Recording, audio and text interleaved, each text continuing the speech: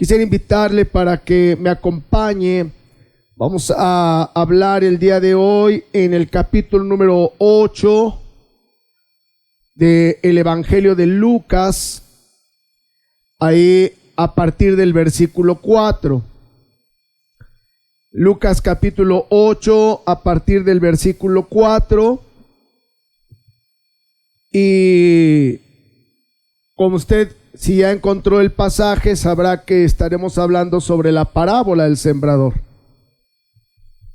La vamos a dividir en algunos mensajes. Hoy quisiera adelantar lo más que pueda, poniendo la base de lo que es la parábola, y espero que sea de bendición para nuestras vidas.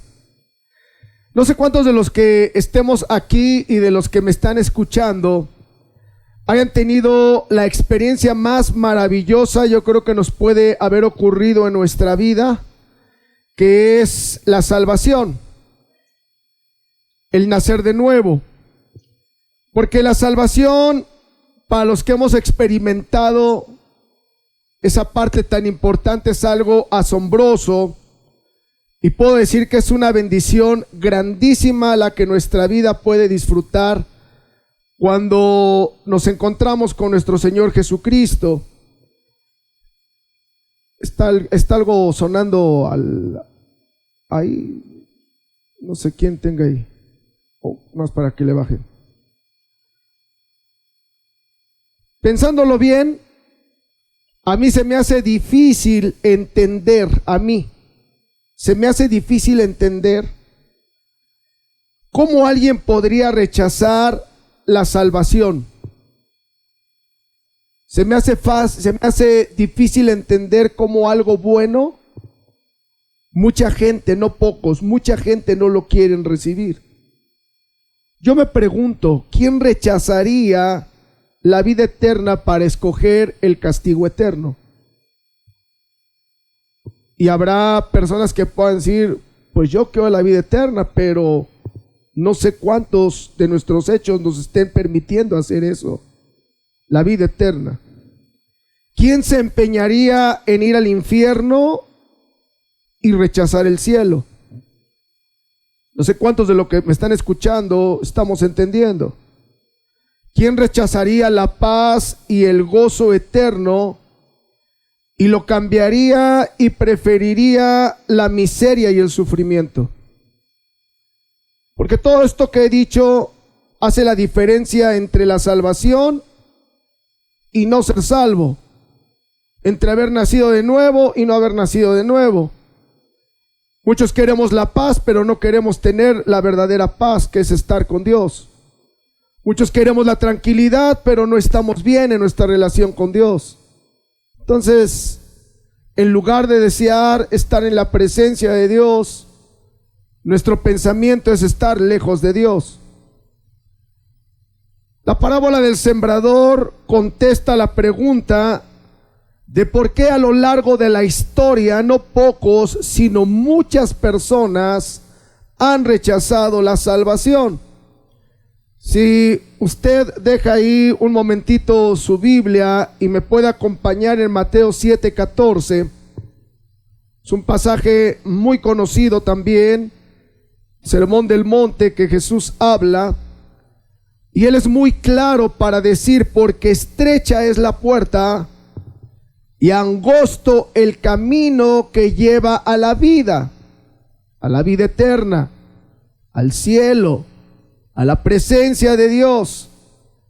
Y estas palabras que continúan llaman mi atención: y pocos, no son muchos. Ahora, déjeme decirle algo, esto no lo está diciendo un predicador cualquiera.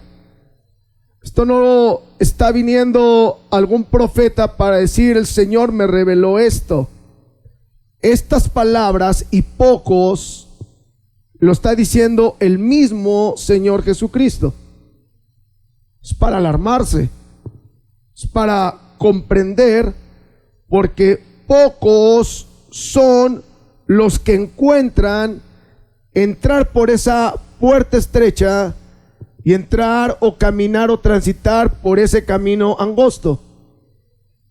Porque la puerta es tan estrecha y el camino es tan angosto que no todos quieren amoldarse a.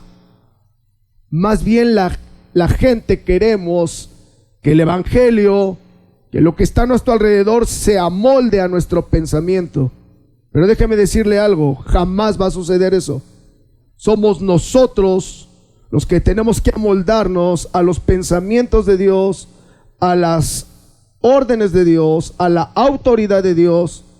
Y entonces esa es la razón por qué alcanzo a entender que aunque muchos quisieran entrar al cielo, no todos están dispuestos a hacerlo.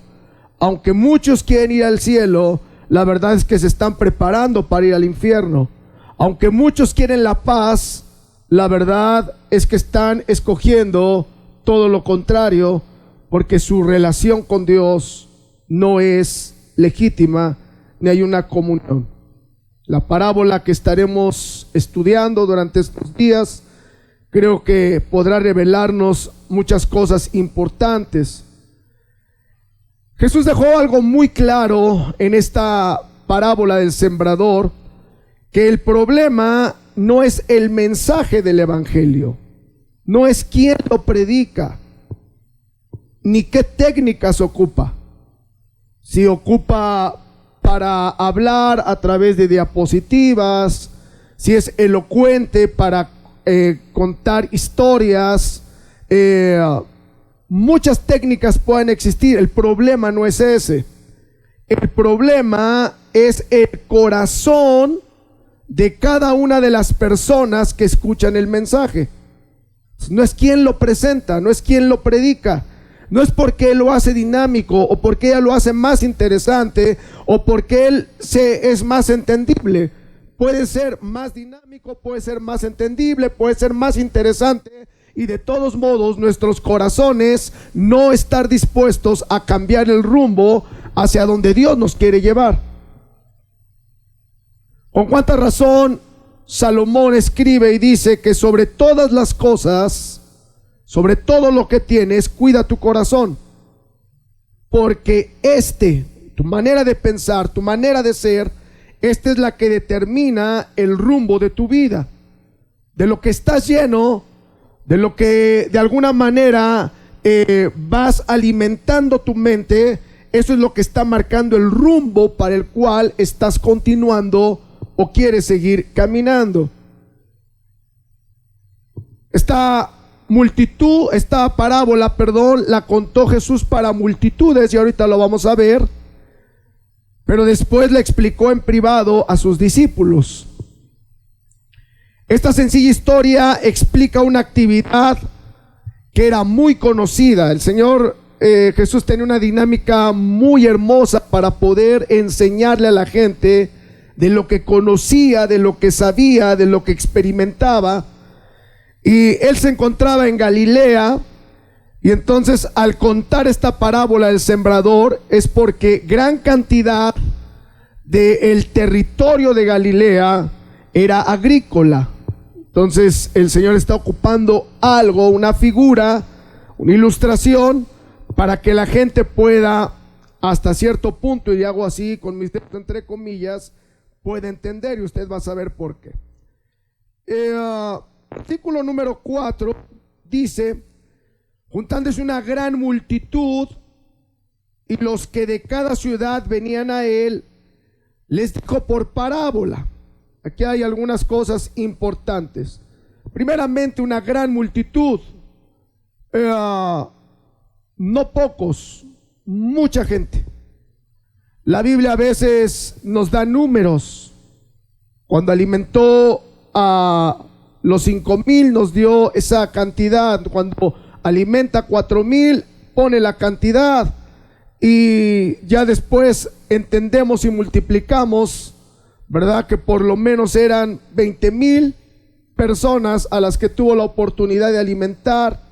18,000 con los 4,000 aproximadamente, por la cantidad que solamente contaron a los varones. Pero aquí habla de una gran multitud, y una gran multitud se está acercando a Jesús del territorio donde estaba, pero si usted lee cuidadosamente dice, y los que de cada ciudad venían. O sea, no solamente había una multitud de los que ya estaban presentes en Galilea, sino de los territorios de alrededor también venían a escuchar a Jesús. ¿Por qué venían a escuchar a Jesús? Seguramente porque la fama de Jesús se había extendido. Sabían que sanaba a los enfermos, que le devolvía la vista a los ciegos, que resucitaba a los muertos, que hacía grandes cosas, que hacía grandes señales. Y la gente venía, seguramente algunos por escuchar el mensaje. Era tan atractivo quizá la manera en que Jesús lo presentaba, y como decía hace un momento, que era un factor importante que lo hacía con parábolas, en donde la gente aparentemente pudiera entender lo que él quiso decirles. Y había mucha gente entonces del lugar donde estaba, de los alrededores. Así es que era una situación sumamente grande. Mateo, que también escribe, Marcos que escribe, pero Mateo sobre todo menciona algo muy importante de el escenario en que se encuentra esto, y Mateo nos relata que fue en el tiempo donde su mamá y sus hermanos fueron a buscarle, y saliendo de esa casa Jesús va, ve a la multitud, y es tanta la multitud que él se sienta, ¿verdad? Como en algunas ocasiones en la orilla del mar, y empieza a disertar la palabra, algo muy importante. Algunos han llegado a escribir y decir que mientras el Señor estaba enseñando esta parábola, la gente que le estaba oyendo a lo lejos podría ver y podía estar observando personas que estarían sembrando. Así es que podría quedar a lo mejor un poco más clara el mensaje de lo que el Señor tenía. Versículo 5 inicia diciendo: el sembrador salió a sembrar su semilla, y mientras sembraba, una parte cayó junto al camino y fue hollada, y las aves del cielo la comían. Habla del sembrador que salió a sembrar su semilla. El sembrador, cuando salía a sembrar, usaba un método en aquel entonces conocido como expansión, que incluía caminar de arriba abajo, de aquí para allá, esparciendo la semilla y tirando la semilla. Muy diferente a lo que hoy quizá los agricultores, con toda la tecnología que tienen, hoy se puede realizar, pero en aquel entonces era la manera de poder sembrar la semilla, esparciéndola.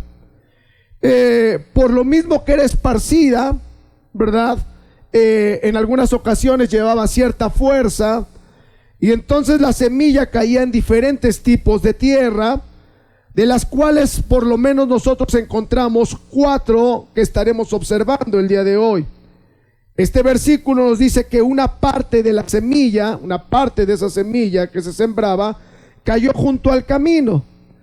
Cuando entendemos que cayó junto al camino, no cayó en la carretera, no cayó en el pavimento. Cuando se habla que cayó en el camino, la gente entiende que los agricultores frecuentemente usaban caminos para entrar por sus sembradíos, y también los viajeros las ocupaban para recoger en el campo. Así es que no todo el territorio estaba barbechado, sino había una parte del territorio que el mismo y la constancia de estar pisando la tierra se empezaba a endurecer. Y entonces usted recordará, por ejemplo, aquel hecho cuando sus discípulos de Jesús tenían hambre, y dice la escritura que iba Jesús con ellos en los sembradíos, ¿verdad? En un día de reposo, y sus discípulos tenían tanta hambre y comenzaron, ¿verdad?, a arrancar espigas para comer. O sea, ¿cómo iban caminando? Bueno, por esos lugares que estaban de alguna manera secos, estaban pisoteados, estaban duros. A esa clase de lugar se refiere el Señor. Por lo tanto, es de entenderse que ese lugar que estaba la tierra dura, cuando la semilla llegaba a quedarse ahí, dice la Escritura, hablando Jesús, que las mismas personas que entraban por ese camino para recoger o para hacer alguna actividad, hollaban o pisoteaban la semilla, la desbarataban, la deshacían. Pero también es claro el Señor para decir que de alguna manera esa era una forma también en que las mismas aves del cielo venían, recogían la semilla y se la llevaban. ¿Cuánta razón entonces tiene el Señor cuando dice que si aún Él alimenta a las aves del cielo, cuánto más nos dará lo que necesitamos? Era una forma a lo mejor de poder alimentar a las aves del cielo, esa semilla que quedaba ahí en el camino. Versículo 6 dice que otra parte de la semilla cayó sobre la piedra y nacida, cuando empezaba a germinar la semilla, se secó porque no tenía humedad. Cuando hablamos de que cayó sobre la piedra, o algunas otras versiones dicen en pedregales, lo primero que alcanzamos a entender es que parecía que había un lugar rocoso, donde había piedras, donde había rocas, como cuando alguien va y tira el cascajo en un lugar, parecería que eso es lo que nos da a entender. Sin embargo, no es eso. Sabe que la gente que barbechaba, la gente que estaba arando, hay algo muy interesante porque más o menos para que la tierra, ¿verdad?, pudiera producir una buena semilla, o para que la semilla pudiera tener una profundidad, por lo menos eran 40 centímetros, los que había que barbechar, los que había que arar, 40 centímetros, para que al caer la semilla tuviera una cierta profundidad. ¿A qué se refiere entonces cuando dice que parte cayó en una piedra o en pedregales? Bueno, como solamente eran 40 centímetros lo que barbechaban, no podían ir a más. Había terrenos que abajo de ese barbecho de 40 centímetros había a veces algo sólido, ¿verdad? Por las piedras, lógicamente no lo detectaban al hacerlo, porque las piedras que de alguna manera lo alcanzaba a detectar el arado, las quitaban, pero no iban a ir a más profundidad. Sin embargo, a más profundidad había terrenos que había bancos de piedras, por llamarle de alguna manera, y entonces cuando la semilla caía, no había profundidad para que las raíces fueran hacia abajo, donde hay humedad. Y por lo mismo, en el momento en que empezaban a crecer, como no había profundidad de raíz, como no habían ido al subsuelo, era la palabra que quería tener, al subsuelo, no podían tener agua, no podían tener nutrientes, y por tal motivo, cuando salía el sol, se secaban. Versículo 7 dice que otra parte cayó entre espinos, y los espinos que nacieron juntamente con ella la ahogaron. Cuando hablamos de espinos, hablamos de matorrales, ¿verdad? De matorrales con espinas que la verdad no sirven para nada, pero sí para el agricultor afectan sus cultivos. Lógicamente que la persona que trata, ¿verdad?, trata de barbechar, de arar esa parte de la tierra, lógicamente que ve algunas espinas o algunos matorrales de este tipo de plantas, Y al estar pasando, lógicamente va quitando todo lo que no conviene. Y seguramente en esos campos había tantas plantas de espinas que a la hora de hacer el surco las quitaban. Pero hay algo muy interesante, porque ni siquiera el arado más cuidadoso y efectivo puede quitar las raíces de todos los matorrales. Ni siquiera podemos entender, el resultado es una tierra que parece buena. Es una tierra que parece buena cuando el agricultor siembra la semilla, porque ya trabajó y sabe lo que ha trabajado. No va a trabajar en algo en donde él dice, bueno, aquí va a caer. No, él ha trabajado y piensa que ha dejado lista la tierra. Sin embargo, como no puede llegar a esas raíces de esa parte de espinos, entonces hay algo muy interesante, porque las malas hierbas crecen más rápido que las buenas plantas. Y a la hora, aunque se haya quitado aparentemente esas plantas espinosas, la verdad es que crecen más pronto que las plantas buenas. Hay un problema grande, que al crecer la semilla buena con las plantas espinosas, primeramente, como crecen más rápido, suceden dos cosas. Uno, les impiden la luz del sol. Y dos, les roban el agua. Por lo tanto, no hay una manera en que pueda haber un buen crecimiento. Por lo tanto, no hay una buena manera en que pueda haber buenos frutos y un buen resultado. Como resultado, los espinos que nacen junto con las plantas buenas, dice la Escritura y dice el Señor, está narrando esta parábola, las ahogan y las echan a perder. Cuarto camino o cuarta tierra. Solamente ocuparé la primera parte del versículo 8. Dice, y otra parte cayó en buena tierra y nació y llevó fruto a 100 por 1. La situación de estar sembrando, parecería que Jesús está dejando una enseñanza a la gente de que no vale la pena sembrar por los terrenos donde ha caído. Sin embargo, déjeme decirle que para la condición en lo que el Señor está enseñando, encontramos algo hermoso, un terreno fértil que no está teniendo los problemas que los otros 3 lugares o las otras 3 tierras tuvieron.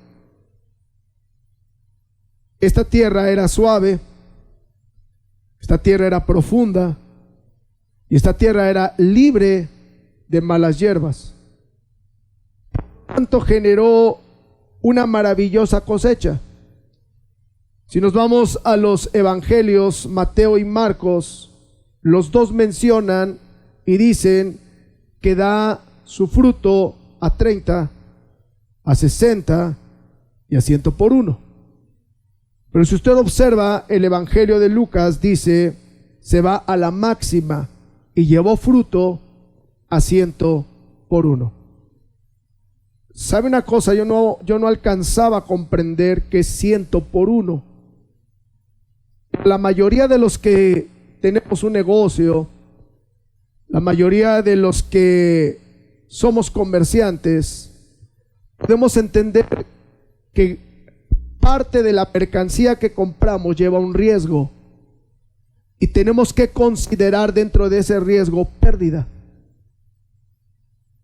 A veces merma cierta cantidad de carne, compramos 10 kilos y nos merma para tener solamente 9, estoy hablando en mi ignorancia, no lo sé, estoy solamente diciendo algo. compramos mercancía y aunque de lo que estoy seguro es que porque lo trabajamos en el plástico, a veces llegan artículos rotos, a veces no es al 100% lo que tenemos, pero que la gente esté escuchando y que esté oyendo de parte del Señor que no solamente es a 30, que no solamente es a 60, sino la ganancia es a 100 por uno. Esto es un negocio precioso. Esto es algo maravilloso, porque lo que está diciendo el Señor es que de todo lo que sembró en esa tierra, una sola no se perdió. El resultado fue obtener del 100, el 100. Y esto es algo muy importante. Bueno, esta es la presentación de lo que es la parábola del sembrador.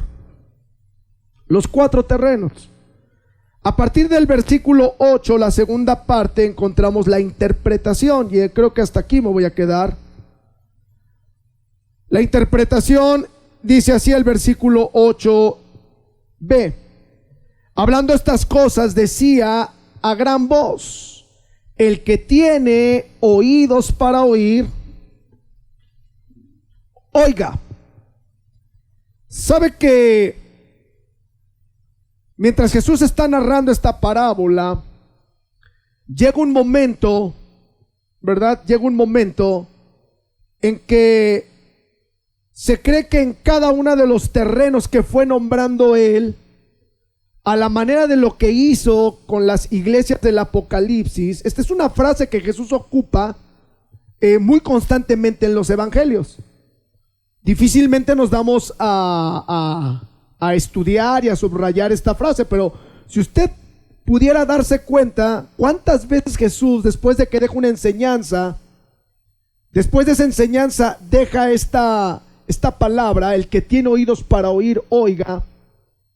Usted recordará que ahora que estuvimos hablando acerca de las 7 iglesias del Apocalipsis, no falla, en las 7 terminó de la misma manera el Señor hablando: el que tiene oídos para oír, oiga lo que el Espíritu dice a las iglesias. Entonces, lo que el versículo me está diciendo, o la manera en que puedo comprenderlo, es que mientras Jesús iba narrando la parábola, en cada uno de los terrenos, Jesús decía: el que tiene oídos para oír, oiga. O sea, es importante que lo tengamos presente. Versículo 9 dice: y sus discípulos le preguntaron diciendo: ¿qué significa esta parábola? Al inicio, en la introducción, yo le decía que aunque Jesús comentó a la multitud, o lo dijo a la multitud la parábola, después en la intimidad les interpretó la parábola a sus discípulos.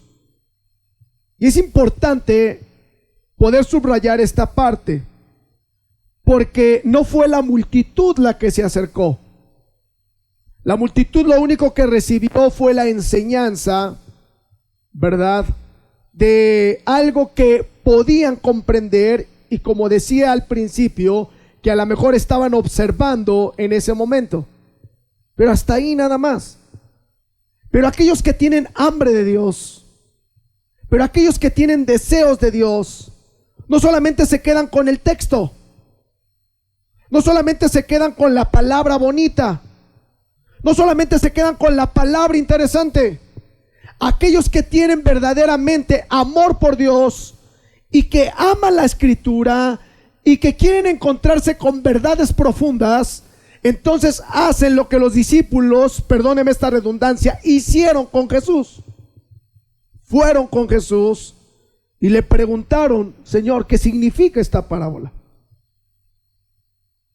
Es hermoso que nosotros podamos entender que los que de alguna manera tenemos hambre de Dios, y si hay algo a donde tenemos que ir a profundizar, no lo deje para mañana.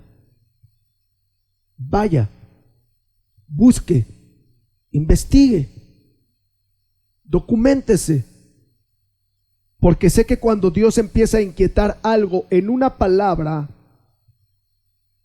es porque tiene una grande enseñanza para nosotros. Al menos es lo que yo he experimentado. La respuesta de Jesús reveló el privilegio que tenían los discípulos, y es el mismo privilegio que tenemos usted y yo, porque a muchos a lo mejor ahorita escuchan la palabra y se van, pero habremos otros que podremos ir a la palabra y escudriñar la palabra. Por eso yo sería una persona insensata si dijera, ya lo conozco todo, ya lo sé todo. Es una insensatez decir eso, es una insensatez pensar así, porque siempre Dios va a traer una iluminación fresca. Y cuando yo escucho sobre esto, y ahora que venga otra persona y nos predique sobre esta parábola, seguramente encontrará otra riqueza, porque así es la palabra de Dios. ¿Sabe qué es lo hermoso? Cuando vamos a la profundidad para encontrarnos con Dios.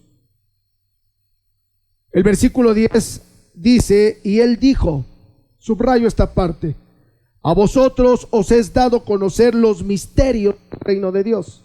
A vosotros, a ustedes los discípulos, les es dado conocer los misterios del reino de Dios.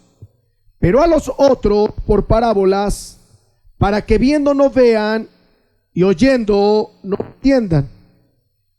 Cuando el Señor les está diciendo que a vosotros les es dado conocer los misterios, es algo muy interesante, porque lo que Jesús vino a enseñarle a sus discípulos es traerles la revelación de las profecías del Antiguo Testamento, cómo se estaban cumpliendo en él.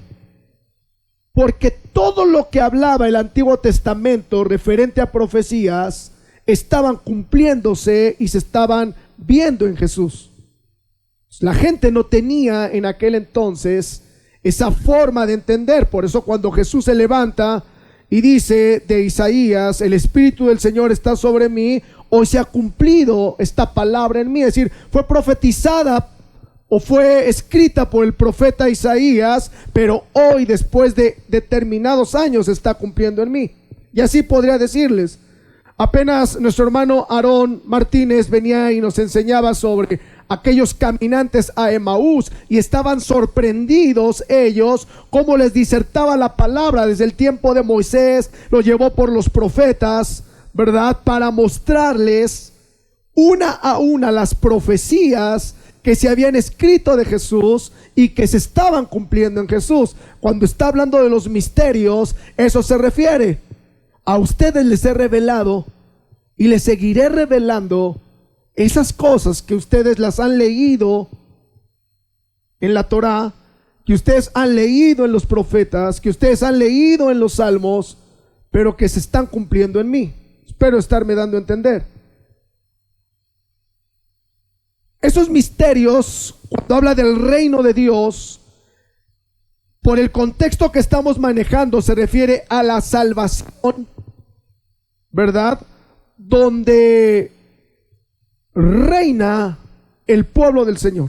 Entonces, cuando hablamos del reino de Dios, tenemos que entender que Jesús mandó a predicar a sus discípulos no solamente el evangelio, las buenas nuevas, sino mandó a predicar el evangelio del reino. Es decir, hay una nueva de salvación, pero hay un nuevo gobierno que tiene que venir a fungir y establecerse en esta tierra.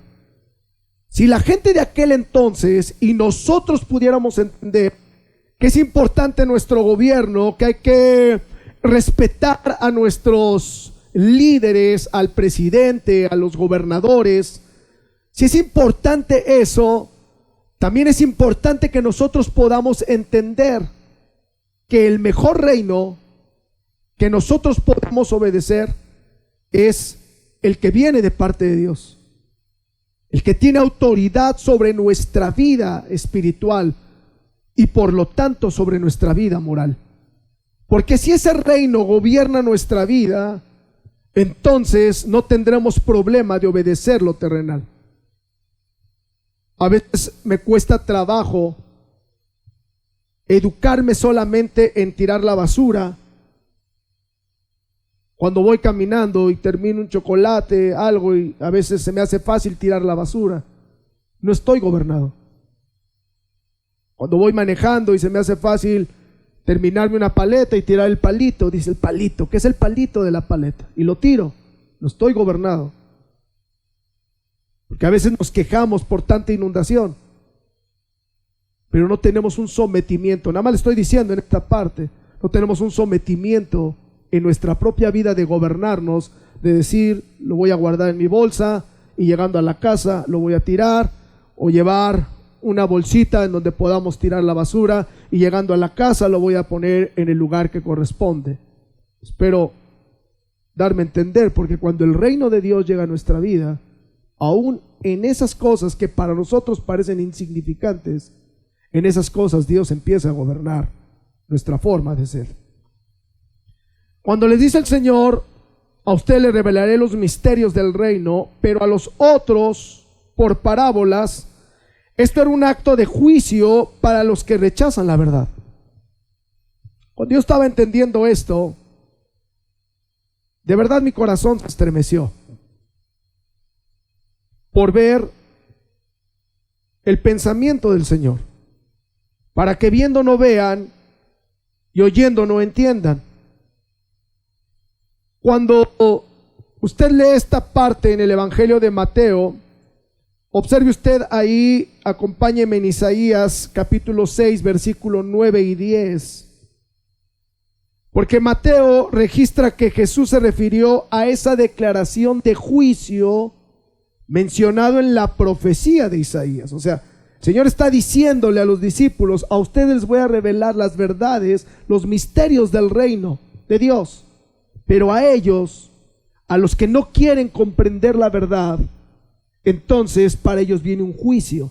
Y a veces no lo entendemos, a veces lo leemos por leer, pero si nos empezamos a detener, entonces observe usted, y dice Isaías, y dijo, anda, está diciendo el Señor, Dios a Isaías que profetice al pueblo desde aquel entonces, y di a este pueblo, oíd bien y no entendáis. O sea, el problema no es que escuches, escuchas bien. El problema es que no entiendes. Entonces, estás oyendo, pero no estás entendiendo. Ved por cierto, mas no comprendáis. O sea, hay mucha gente que puede estarnos viendo, que puede estar oyendo, pero su cabecita está en otra cosa, está comprendiendo otras cosas. ¿Qué voy a hacer? ¿Qué voy a desayunar saliendo de aquí? ¿A dónde voy a ir? Está en otra cosa, no en la verdad de la palabra, no en la verdad de lo que se está diciendo. Es lo que está, esto es un juicio. Engruesa el corazón de este pueblo y agrava sus oídos, ciega sus ojos, para que no vea con sus ojos, no oiga con sus oídos, ni su corazón entienda, ni se convierta y haya para él sanidad. Yo no quiero este juicio para mí. O sea, llega un momento en que Dios determina, como cuando determinó con los hijos de Elí, destruirlos. Y a pesar de que escuchaban el mensaje, a pesar de que escuchaban el consejo, a pesar de que escuchaban todo lo que podía ser bueno, su mente estaba entenebrecida, sus ojos no veían. Y esto es algo que nos está pasando. ¿Y sabe qué es lo que más me preocupa? Que no fue la multitud la que vino con Jesús. Fueron los pocos discípulos los que se acercaron a él para decirle, Señor, esto no es la enseñanza completa. Esto no es lo que quieres revelarnos. Esto no es una enseñanza que te hemos escuchado a ti. Decláranos, dinos, ¿qué significa esta parábola? Porque aparentemente cumples con las cosas, pero ¿y la aplicación? Pero pocos, dice el Señor, pocos son los que hallan esa puerta y pocos son los que quieren transitar ese camino. Yo quiero ser parte de esos pocos. No sé usted.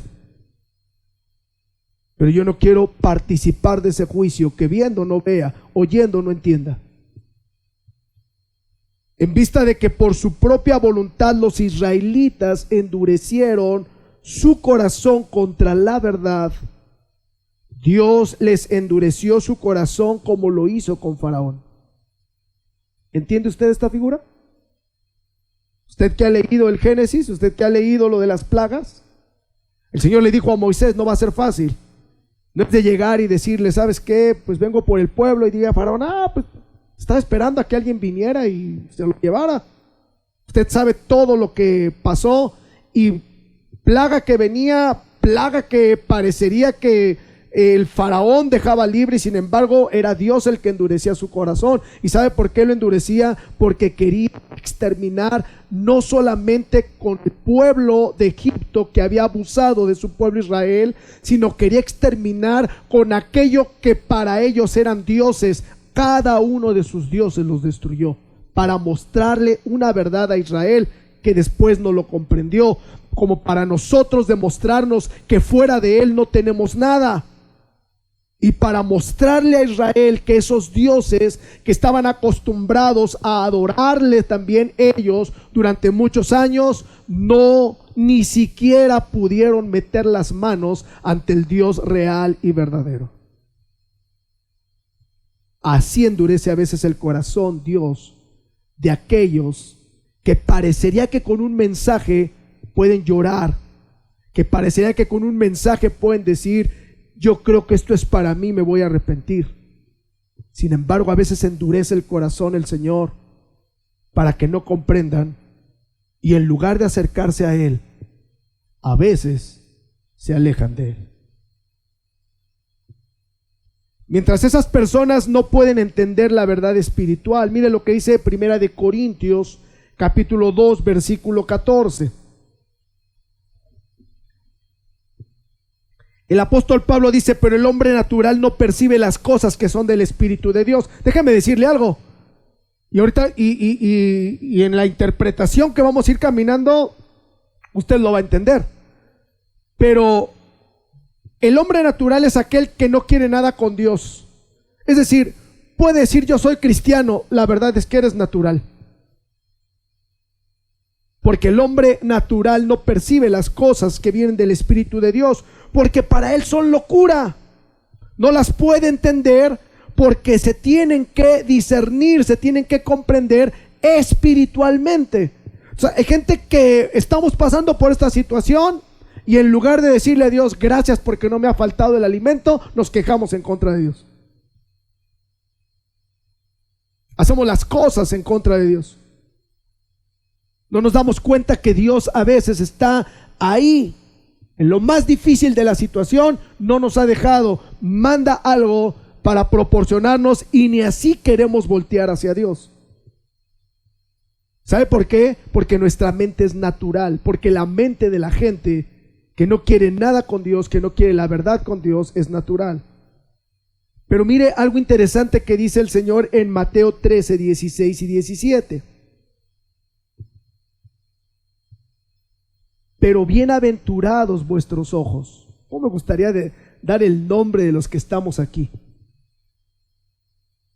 Para decir: pero bienaventurados son tus ojos, Fabián, son tus ojos, Uciel, son tus ojos, Jonis, son tus ojos, Miki, son tus ojos, Jaciel, son tus ojos, Poncho, son tus ojos, Diego. Me gustaría decir en esta hora: pero bienaventurados son vuestros ojos porque ven, y vuestros oídos porque oyen. Porque de cierto os digo que muchos profetas y justos desearon ver lo que ustedes ven y no lo vieron, oír lo que ustedes están oyendo y no lo escucharon. ¿Usted es bienaventurado? ¿Usted que me está viendo es bienaventurado? O sea, ¿está entendiendo el versículo que el Señor le está diciendo a sus discípulos? Le está diciendo: ustedes son bienaventurados, son dichosos, porque todo lo que se predica, porque todo lo que les he enseñado, porque todo lo que de alguna manera sale de este libro, lo puedes entender y lo puedes poner en práctica. Entonces, tus oídos verdaderamente escuchan. Y porque escuchan, pones en práctica. Eres bienaventurado, porque tú eres de esos pocos que podrán ver el reino de Dios. Termino de forma importante. Lo que vamos a observar es que Él no dio el nombre del sembrador. Él no da el nombre. Hay una parábola del trigo y la cizaña que usted puede leerla y sabe que Jesús se identifica como el que siembra la buena semilla. Dice, y el Hijo del Hombre es el que siembra la buena semilla.